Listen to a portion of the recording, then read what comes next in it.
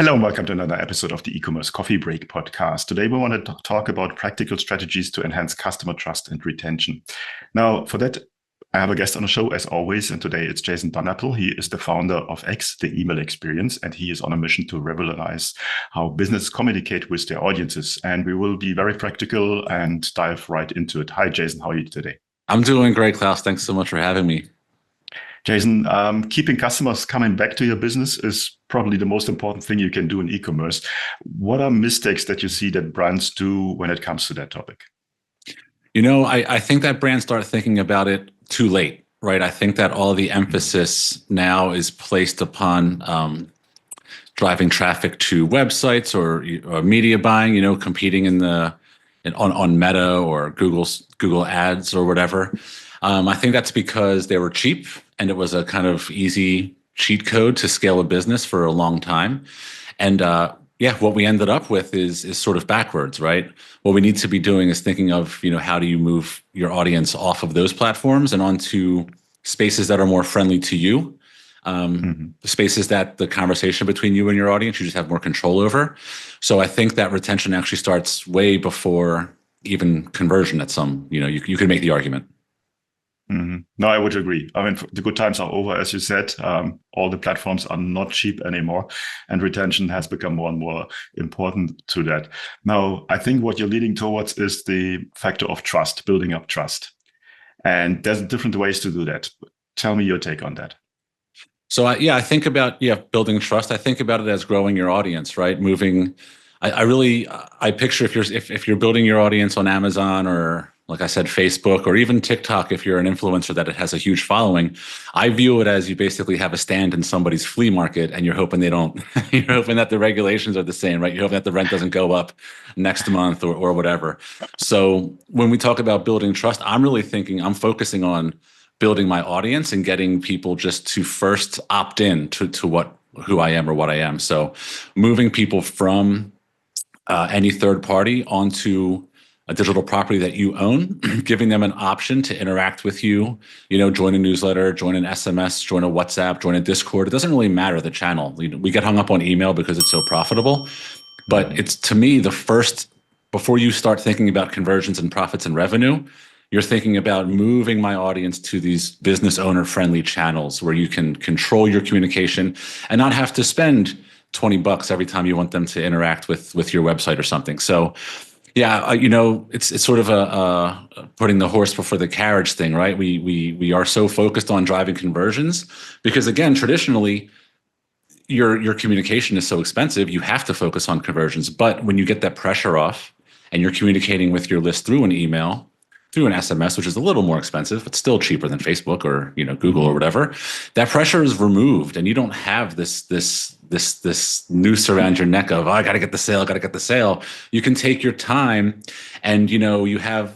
I really think of it as walking them through almost a syllabus. Like, these are the 10 things I really want users or people in the world to know about me, and how can you do that in a Facebook ad? No, you have to bring them through some sort of a conversation where you can control the flow of the information, don't overwhelm them, understand that, oh, look, they maybe didn't see email number 2 or SMS number 3.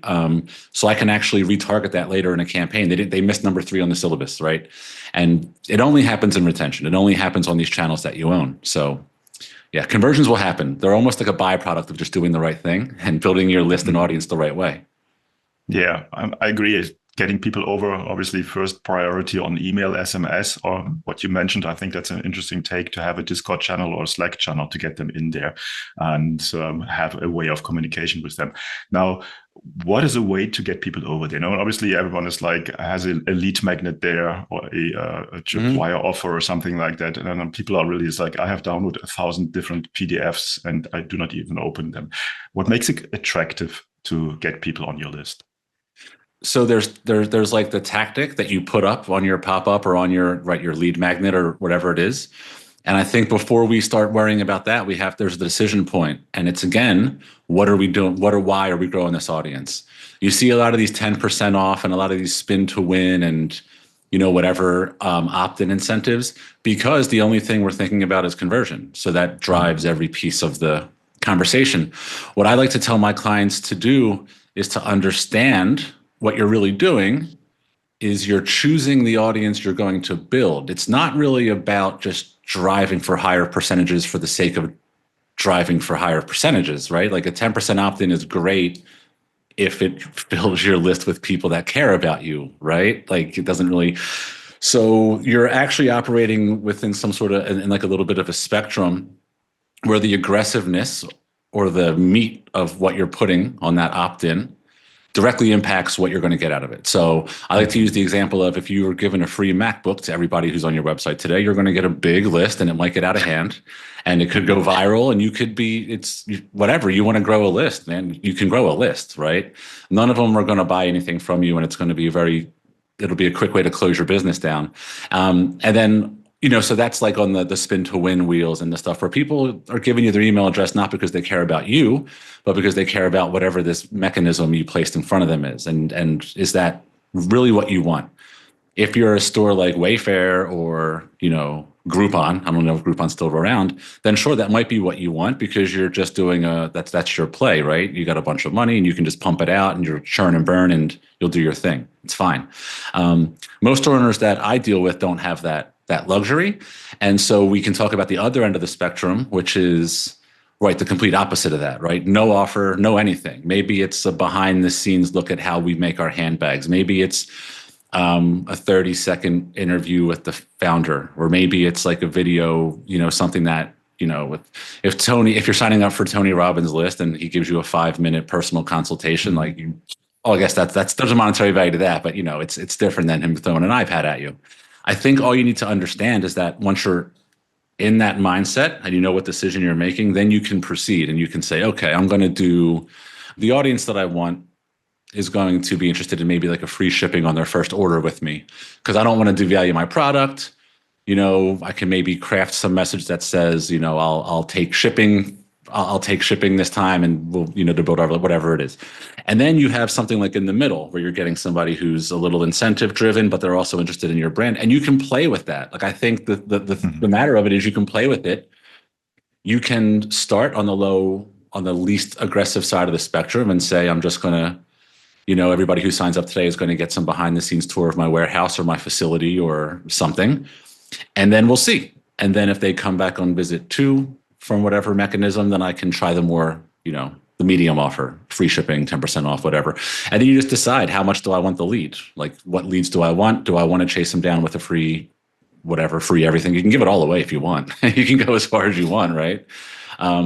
So yeah, we can go, and I have resources and things to share exact tactics to put on pop-ups, but I really think before you understand the decision you're making, it honestly doesn't really matter because you can't communicate with the list anyway. So you have to know what you're kind of building.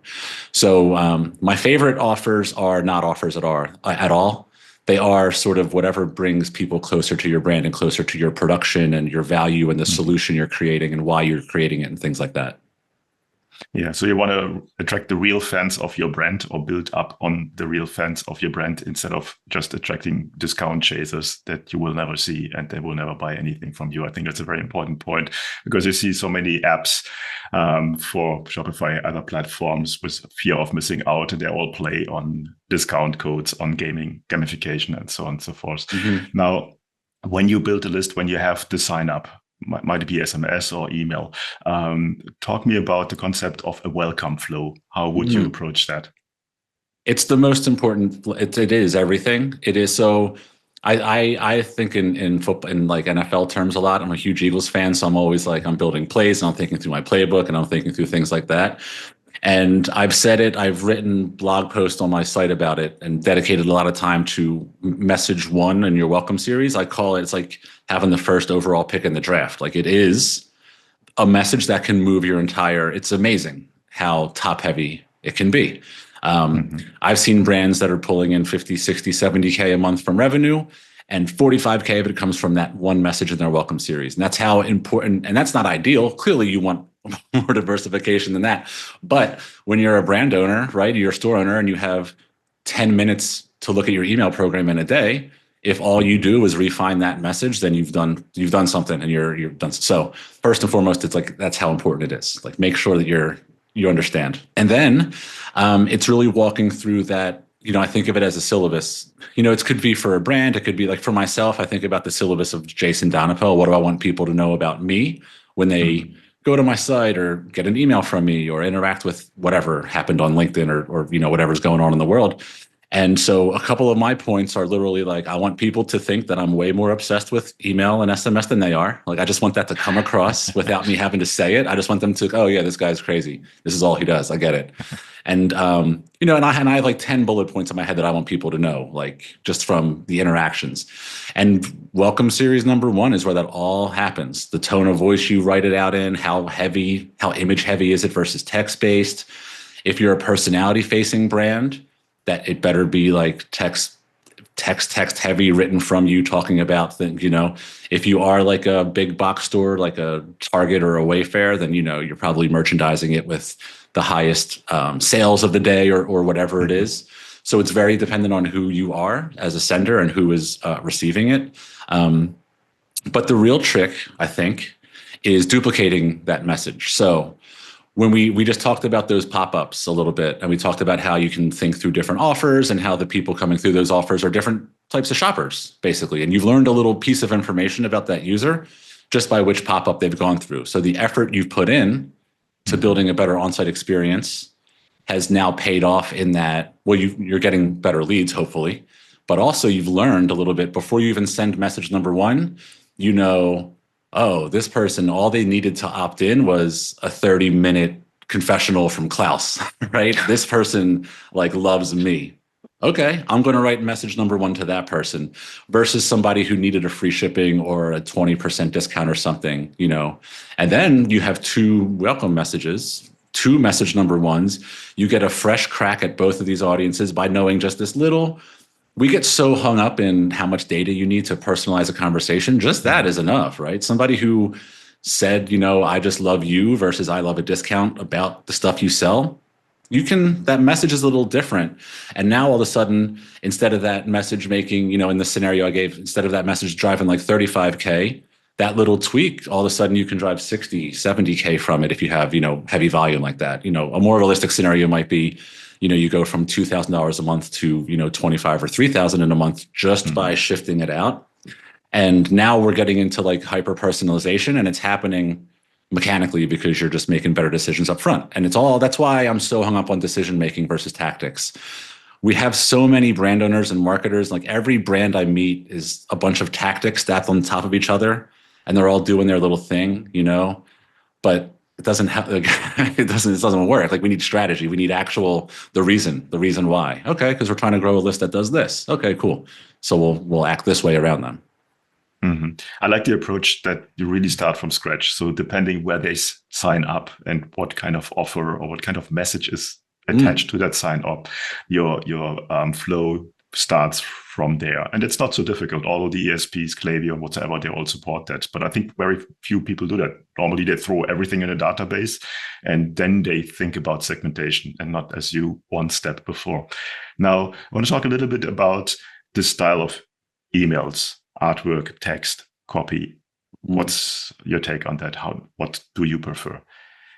I prefer plain text with nothing else in it because I basically want to launch a new email every day and never get hung up on design. So I feel like by the time we're getting down to optimizing design and stuff, that feels like a cherry on top to me. Like I feel that before you have the luxury of focusing on that, and this is, by the way, my personal opinion. I don't think this is a state of like everybody should have a different approach. My business partner is the designer. So he's like that half of the company that fights for design, by the way. If it was run by me, it would be all basic nonsense. Nobody would hire us ever. So it is important to note that I'm an extremist on the setup data kind of side of things.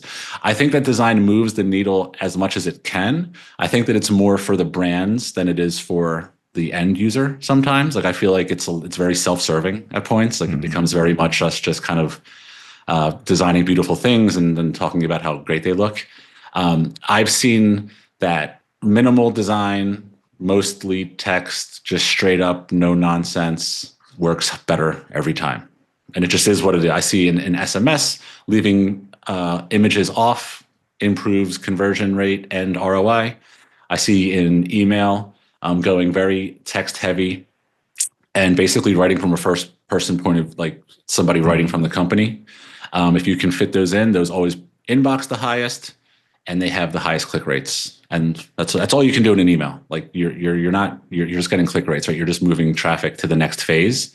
So that's what I've seen. I spend all of my time on that other part of like, who's getting the message? Why are they getting the message? What does it tell me about the next message I'm going to send them? And I find that once you're in that mindset, the content just kind of happens. You don't really have to. The higher wire act of copywriting is that we're trying to write these messages that speak to everybody on our list. And it's so it feels very hard to do. Once you're not doing that anymore, it's very easy to do. Like if somebody comes in through a widget on a blog post that I wrote about hyper-personalization, I can talk to them about hyper-personalization. You know, I can just do it. It's very easy. I don't have to worry about, what's going to get this person to click or what's going to, no. That's what they are. They need help with their beard. They told me. I'll talk about beards. Like we'll just go for it. No, it makes perfect sense. I like the approach. I'm also a minimalist when it comes to that. For me, every email should be a pure text email, but obviously there is brand strategists there and there's graphic designers there. They have a different take, as you said, on this. And I think you need to balance it out. I'm very low tech. I have an editor, a notebook editor. That's where I write my emails, and that's about it. So when it comes to your customers, and you worked with a whole range of different brands in the past. What's a typical situation? When do they come to you? Well, so there's been waves actually. There was a big wave when COVID was going and e-commerce was like gangbusters. There was just a wave of people coming in and it seemed like everything worked. No matter what anybody did, it just all kind of worked. And now what we're seeing is we're seeing a lot of new marketers, not new marketers, but the people that were hired after that wave died, I guess. So the people who are now competing with the year-over-year comparisons versus when everything worked. So we're just seeing a lot of like correction in the space, a lot of truth, which I feel like is beautiful, and a lot of people coming back to how can I be a scrappy marketer and not just pump ads on Facebook and say that I'm growing a brand, right? So we're seeing a lot of people kind of coming back. In terms of like the size of companies, like it's all over the place. It's really something. I'm still seeing a lot of brands, fresh launches, like, hey, we're coming 3 months in, we accelerated and we want to grow our email list first before we start. We're seeing more of that, people starting to do it first before they spend. I think it's because maybe they spent a month or two on Facebook and lost a couple grand and realized maybe I should change my approach. But we're seeing more of that. It used to not be that. It used to always be, hey, we're doing 300K a month and no email. And now we're seeing it a little bit differently. Like, hey, we want to scale up. We want to add email. And then we're seeing some of the larger kind of legacy brands that have been around forever that, are maybe sitting at 10, 15% of revenue coming from retention. And they're seeing us like push 30, 40%, and they want to get in on the action now because, again, the stuff they were using traditionally doesn't work. The VSLs, like all that stuff is so expensive now. Is that with retention 15%, and then you get from there, take it from there? What are the metrics that you're looking into? What KPIs are for you in focus for making it work? Yeah, I think the main KPIs for me that cut all the nonsense out, because there's so much oversaturation of data where we just start spinning in circles and chasing our tails. So what I really, really work on is 2 metrics that to me own everything, and everything is just nested underneath of it, right? So it can be as robust as we want it to be and complicated, but it is quite minimalist when we think about it at first. And that's simply the number of messages you're sending out every month. And then you can break it down however you want to. And I track this simply because I know it's the highest ROI action that a business owner can take. And I know it because I just see it. I see an email make $44 for every dollar you spend on it. I see our SMSs make whatever, 20 to 22, depending on how big and expensive they are. And then varying through other channels, WhatsApp and all that stuff. So I know that if business owners in a perfect world, if they could spend their time getting this perfectly right, it would move their business more than any other metric that they have. And I believe that firmly. I believe it over every Facebook ad or Google ad or whatever. And I just believe that it's not as pressing. It's one of those, if you are like in the 7 habits of highly effective people, and you're thinking about the quadrants, It's definitely important, but not urgent. So it doesn't get looked at, right? Because it just kind of chugs away and your Facebook ads are spending every day. So anyway, I said it was complicated. I said it was simple, then I went into a whole tangent about it. So number of messages sent, I think about very much. And then if I see it lagging, I start thinking about why. Is it because my campaigns are down or my automations are down? Is it because my list growth is down? And then you can see how it spider webs into as complicated as I want it to be. And I can get down to, our retargeting strategy failed. We didn't have, and you can really drill down into why that metric failed. But at the number one is message sent. And then number two is that dollar per recipient. How much is every message I send worth? Because you can raise your messages sent in a way that plummets the other metric, and then you failed. Like it's not helping the business. So what we do is we track them both in tandem, and that is honestly how we left. Like that's how we became a personalization first. That's how personalization took over. That's really how split testing can't exist in that environment, because the two metrics don't rise together. You don't have control. You don't have enough control. You're testing and hoping, and then you can control the one half of it, but your messages value could go down and nothing, it doesn't work. But what we found is that when you're personalizing messages, like with the pop-up example, you're doing little, and there's endless tactics that we use to get that goal across. How do we make 5 abandoned carts instead of the 1? How do we get 10 post purchases in years? So we're really drilling down. Do we have to get 10 or is it only 3? Whatever it is. That is how we find the balance of, okay, well, we used to send messages. They were worth a penny for every email you sent. Now they're worth 3 cents and we're sending 2x of them. Mm-hmm. Boom. Like now we've raised the ships, and everything, all the reporting we do is nested under one of those 2 metrics. Hey, we're down month over month. Did we send less messages or were they worth less? Oh, they were worth less. Okay. Why? Was the campaigns worth less or the journeys? Journeys were worth less. Okay. Which journeys? Why? And then you get to the bottom of it, and you can make your adjustments. Yeah. And it shows that e-commerce email marketing is not just set it up and fire and forget, basically. So no. You need to be in the numbers. You need to be really in the user behavior. And I like that you say the volume of emails you're sending out is a critical point there. I think a lot of brands out there, merchants, online sellers out there, are too scared to send many emails. I hear a lot. It's like, how often do you send? It's like, once a month, every 2 weeks. Do you have the same experience?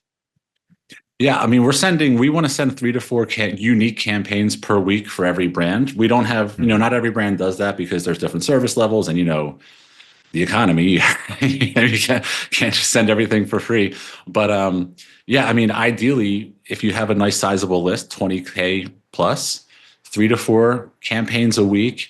Again, not high level campaigns, text only. Here's it doesn't have to be, and not everything goes to everybody is the other thing. I think that people are very afraid to send high frequency because you picture one person getting 5 emails from you in a week and you think, why, nobody's that important. Why would I ever say that? Although like Kylie Jenner does think she's that important and her email program crushes yours. So you should just send, it doesn't matter. But if you're personalizing, and that's the way it is. Like it's the answer to everything. It's kind of made my job kind of easy now. But if you're personalizing, the groups you're sending to, they demand to be sent to, and you can't escape it. So everything you want to do, you're doing in 3s and 4s. If you publish a new blog, you want to send one to your email group, and then another one to your SMS group, and then another one to like your e-commerce people or whatever, however you split up your list. And then it becomes much easier to send 2 to 3 emails per week and then say, oh, I'm going to retarget this one, or, email is so one size fits all because we don't pay attention to all the levers we have to pull in it, right? We segment by engagement because engagement is the only metric we create for ourselves to segment by, right? But launch 3 pop-ups and you have 3 segments, and then all of a sudden you see, is one more valuable than the other? Oh, it's interesting. It is. I'm going to spend more time on them. How do I grow that list more quickly? It really spirals off. If I split my audience up, let's just say email and SMS, just to keep it A and B. But if you think of any business, you can think that they're coming to you for a solution, but they have unique problems, and you can kind of group together. People are like, I think of it like Mercury or like Terminator 2 and the T-1000, comes back together. And so when you start, even if you don't change anything in your first message, right? So the 3 pop-up scenario, I have 3 A, B, C. Let's say they all get the same exact welcome message. And you start to see like, hey, group A clicks at a 15% click rate versus group B. Why? Why do people coming to me for email advice click at a higher rate than people at coming to me for SMS advice? I don't know, but next month when I'm buying ads, I'm going to buy ads for this group and not the SMS people because, or maybe you're seeing that email people click at a higher rate, but that's not our king metric, right? Our king metric is what's the dollar per revenue. So maybe I'm finding that, hey, everybody on my email list is worth 50 cents per revenue percent in my welcome series. The SMS people are worth $1.75. I'm going to market to them. And then you're changing your ads to meet what you're learning in email. And that's what happens when at a certain point, the data collection takes over and the momentum, you flip over and you're no longer telling the program what to do. It's telling you like, you're no longer, that's when we know that we're like going to be with a client forever, basically, is when we have that monthly meeting where the momentum is shifted and we tell them, look, you really should do your next photo shoot focused on this because look, what we're learning in the welcome series and the abandoned carts and at that point, you've learned the truth that like retention marketing is the source of truth for this type of information. Like you can't learn it on Facebook. You can't learn it on anywhere. You're going to learn it through email and SMS when it's done appropriately.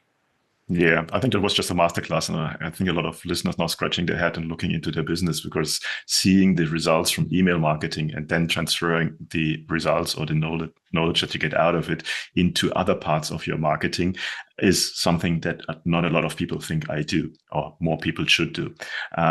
Let's talk about your customers. Who's your perfect customer? How does the onboarding work? How long does it take to get up and running? So the clients that we serve most frequently now are the e-commerce. We're kind of built for that just because we've been doing it for 7+ years now. We are at this point though, we've kind of broken free of that and we're working with honestly anybody building an audience.